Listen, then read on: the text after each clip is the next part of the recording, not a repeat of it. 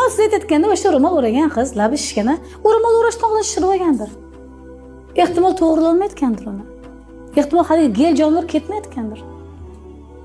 Lekin u allaqachon tavba qilib bo'lgandir. To'g'rimi? Lekin biz nima qildik endi? Biz yelkamizda qoldi. Biz gapirib qo'ydik, qiyomatda keladi. Assalomu alaykum deb oldingizga.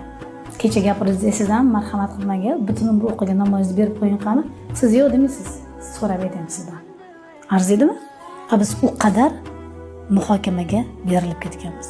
Ehtimol siz aytayotganda o'sha ro'mol o'ragan qiz labi shishgani, u ro'mol o'rashdan oldin shishirib olgandir.